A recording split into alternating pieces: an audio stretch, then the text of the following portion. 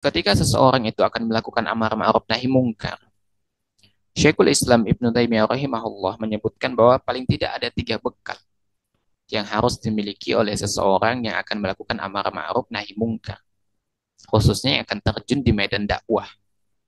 Kalau hanya sekedar menasehati manusia dengan nasihat-nasihat sederhana, ya misalnya mengingatkan manusia bahwa itu salah, gitu kan, teman misalnya itu salah, oh ini benar, atau misalnya ngajak teman sholat dan lain sebagainya, gitu kan, itu kan hanya ajakan-ajakan dakwah yang sifatnya sederhana, gitu kan. Tapi kalau sudah terjun di medan dakwah, gitu, Syekhul Islam mengatakan paling tidak mempunyai tiga bekal. Yang pertama adalah dia harus berilmu. Jadi yang terjun di medan dakwah, yang terjun masyarakat langsung dakwah, gitu kan. Yang pertama dia harus berilmu dulu. Karena jika tidak berilmu, apa yang mau disampaikan? Betapa banyak orang yang terjun di medan dakwah, tapi tidak hanya berlandaskan ilmu, hanya berlandaskan semangat saja. Amar ma'ruf nahi mungkar, tapi nggak punya ilmu. Itu akan menimbulkan kerusakan yang lebih besar. Ya, akan timbul kerusakan yang lebih besar. Oleh karena itu dakwah itu basisnya itu adalah ilmu, ilmiah, bukan hanya semangat saja. Semangat penting, tapi harus dilandaskan dengan ilmu. Sama misalnya ketika seorang dokter gitu kan, bukan dokter. Sama halnya misalnya ada masyarakat, ada warga yang semangat untuk melakukan praktik pengobatan gitu. Tapi nggak pernah belajar ilmu medis, cuman dia punya semangat, punya spirit untuk menyehatkan atau mengobati masyarakat gitu. Kira-kira apa yang akan ditimbulkan? Yang akan terjadi?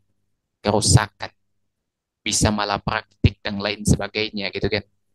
Sehingga membahayakan nyawa manusia. Begitu juga dengan dakwah. Ketika dakwah itu dilakukan tidak basis dengan ilmu, hanya basis semangat saja, maka akan terjadi kerusakan. Yang kedua adalah harus lemah lembut. Harus lemah lembut. Dakwah itu harus lemah lembut.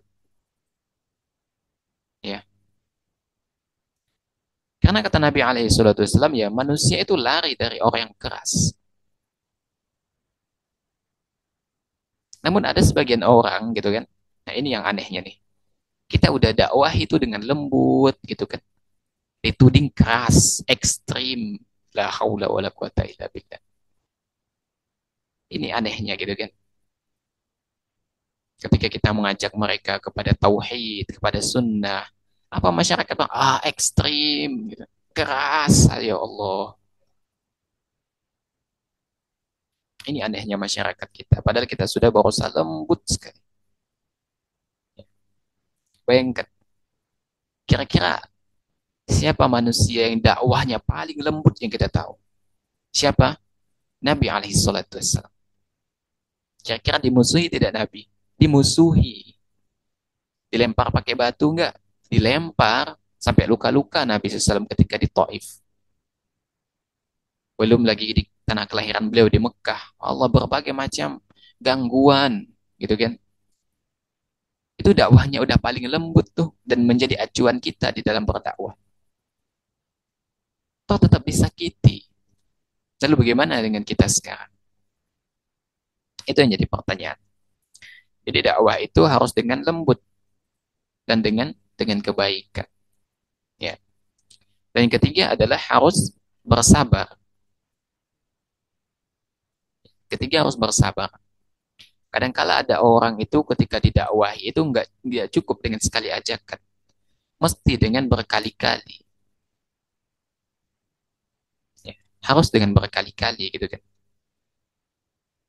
Hari ini misalnya mungkin belum berubah tuh orang, tapi kalau kita konsisten untuk mengajak dia, menasihati dia, ya kita bermohon sambil kita berdoa tentunya kepada Allah agar dia diberikan petunjuk, kebaikan, hidayah, taufik gitu kan. Maka insya Allah ya, Allah akan bukakan hatinya untuk menerima kebenaran begitu.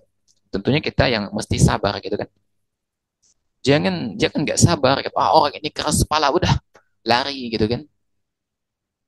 Dan ini yang terjadi dengan siapa? Nabi Yunus alaihissalam.